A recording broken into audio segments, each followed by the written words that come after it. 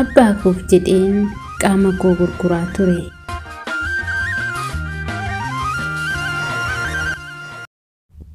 Yooyyaa akkam jirtu nagaa keessanii hordoftoonni Faantuu jalatti argamtu hundi keessan nagaa Waaqayyoo bakkuma isin jirtanii fi lafa isin jirtanitti kallattii isin jirtanitti isiniif haa ta'u jechuun jaalladha. Har'a qabadheen kan isin dhiyaadhe seenaa gabaabduu laphee nama cabsuu fi garaa nama nyaatudha.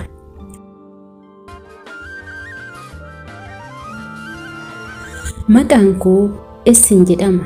Bakki ittiin aladhee guddadhe magaalaa Adaamaa keessattidha. Ani yeroon obbarutti haadha koo hin beeku, akkoo koo fi abbaa koo bichaan beeka. Ani midhaa yookiin dhamdhama haadhaa wal dhabus akkoon koo wayin haati abbaa koo akka haadhaas taatee akka akkoos taatee na guddiste. Haa ta'u malee jireenya gaarii jiraachaa turre. Abbaan koo alaa hojjechaa, haati abbaa koo yookiin akkoon koo immoo wanta mana keessaa hojjechaa wal gargaaranii hojii isaanii hojjechaa turan. Umriin koo mana barumsaa biyyooti mana barumsaa na galchani. Haa ta'u malee ani barumsa koosuma baradhu turtii waggaa dheeraan booda akkoon koo na jalaa buqatte. Akkoon koo erga buqattee booda baay'ee osoon turiin abbaan koo na jalaatii dhibame. Haa ta'u malee turtii akkoon koo buqatteen abbaan koo dhibamee mana yaalaa galus jireenya miti hammaattee ani immoo umurii koo kanatti dandamachuu waan hin dandeenyeef abbaa koo mana yaalaa geessee waan itti yaashisu baay'ee tokko natti ulfaachaa ture. Haa ta'u malee ani waan tokkoon barbaada ture. Innis abbaan koo naa fayyee akka duraasaatti fayyina isaa argatee abbaa koo waliin gammachuudhaan jiraachaa osoon jiraadhee jedheen hawwa ture.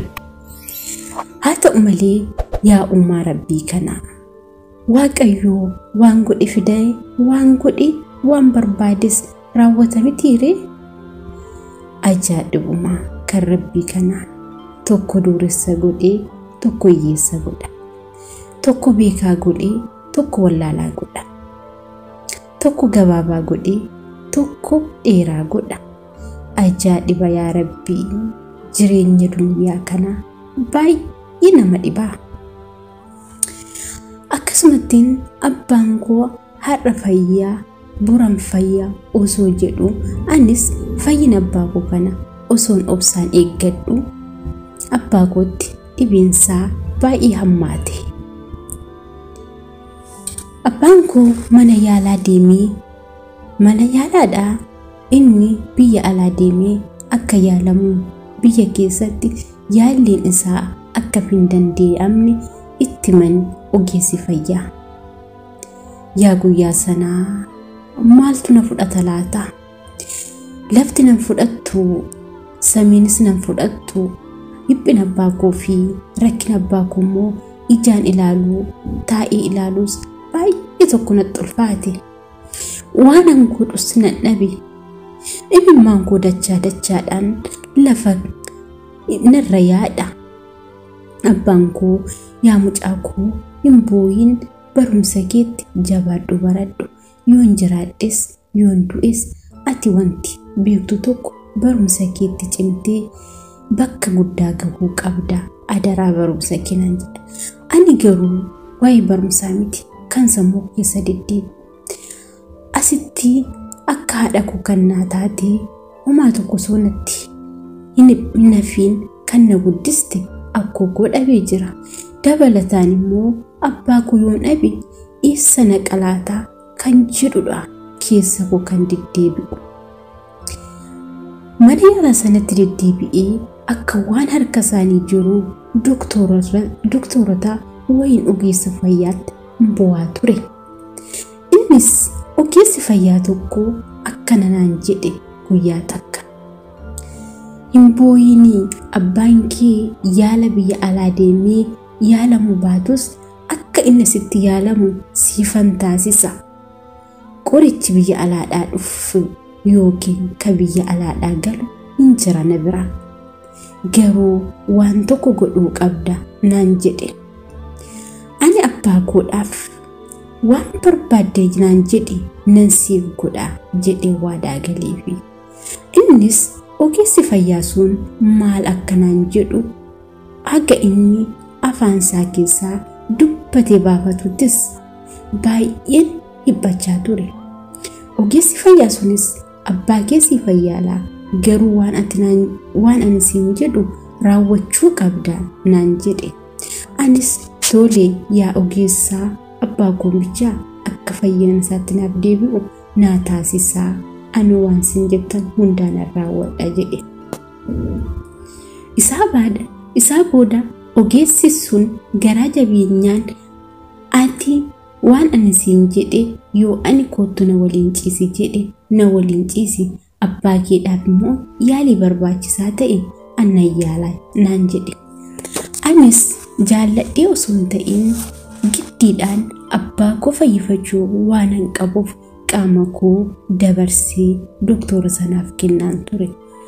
Ogeessi fayyaa sun wayin doktorri sunis wanni inni irratti raawwataa ture abbaa koo osoo naaf yaaliin abbaa keessi yaalaa jira jechaa qoricha mantaani wayin qoricha abbaa koo fayyisuu hin dandeenye kennaafi ana waliin immoo qaama kootti fayyadamaa ture. Abbaan koo kana hundan beeka. Yaa mucaa koo dhiisii ani yoo waaqayyo na fayyise nan fayyaa naan jedha ture. Ani immoo lakkii abbaa ati fayyuu qabda fayyina keetti yaalaa naa deebi'ii watti badee haa badu hin jedhaan ture. Haa ta'u malee abbaan koo naa fayyuu hin dandeenye.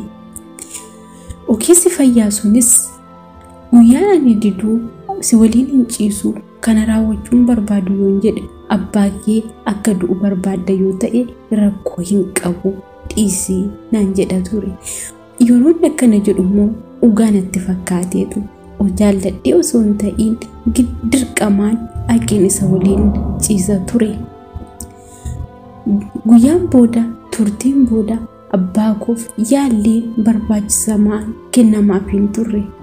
Abbaa koottis dhibeensaa daran jabaataa dhufee lubbuun abbaa koo dabarte. Anatti garuu godaannisa ta'ee hafe. Yaa gubii koo yaa ka haadhaan qabu. Ka haadha akka haadhaa taatee kan na guddiste haadha abbaa koo dhabe. Lammata immoo deebi'ee akka abbaas akka haadhaas kan ta'e na guddises abbaa koo dhabee jira. Guyyaan sun guyyaa maaliitti raata? Baay'ee tokko hibbadhe firan beekuun qabu. Abbaan koo boqotee eega abbaan koo boqotee booda mana ona keessatti qophaa jiraachuu eegale. Mana barumsaas dhiisee nama na qarqaarus waan hin qabneef hojii humnaa hojjechuun eegale. Ona sana keessa yookiin mana namni hin jirre sana keessa taa'ee hojii humnaa osoo hojjedhu nama tokko waliin wal bare. Namni sunis rakkataa akka kooti. Rakkataa akka koo waan ta'eef walitti siqnee bultii godhanne. Isaa booda eega bultii godhannee daa'ima tokkoon garaatti na hafe. Daa'imni sunis garaatti gana hafee booda innis hojii humnaa osoo hojjetu anis eega garaatti na hafee eega garaan kiyya guddachaa dhufe hojii humnaa dhaabee mana keessan taa'uu eegale. Isaa boodas guyyaan gahee rabbiin haa galatu daa'ima koos nagaananii kami. Isaa boodas hojiin qobaasaa waan hojjetuuf galii mana keessaa waan nu hin dandeenyeef daa'ima sana anaa fi abbaa manaa koo nama 3 ani mana keessa taa'aa inni alaa hojii humnaa hojjechaa waan hin geenyeef fala tokko malee. Yaa abbaa manaa koo ati taa'iitii daa'ima kana guddisi ani immoo deemee biyya hambaa hojjedhee birrii fideen isaatiin waa tokko banannaa ejjennu jedhe. Innis ishi jedhee namarraas diqeeffannee ka inni hojjetes walitti qabnee gara biyya Beerut imala koo godhe. Biyya Beerut waggaa 2 hojjedhee waggaa 2 kan hojjedhe maallaqa sana isumattan ergaa ture. Daa'imas waan guddisaa jiruuf.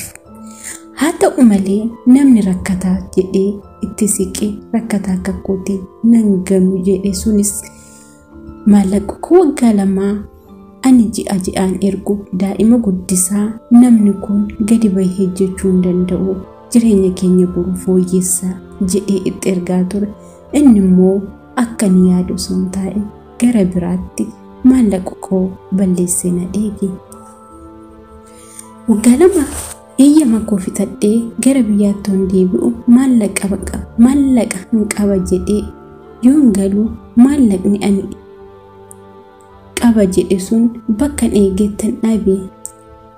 Abbaa manaa koo sana waliinis wal dhabbiin gidduu keenyatti uumame adda baane. Amma garuu Rabbiin galannaa ga'u rakkadhees hooma jedhes kan guddifadhe daa'ima koo naa jabaatee jira. Jireenya koos haga sana haga qaraarra fooyya'aa qaba. Rabbiin galatni haa ga'u. Waan dhaggeeffataniif galatoomaa. Yaada keessan koomentii jalatti naa barreessaa.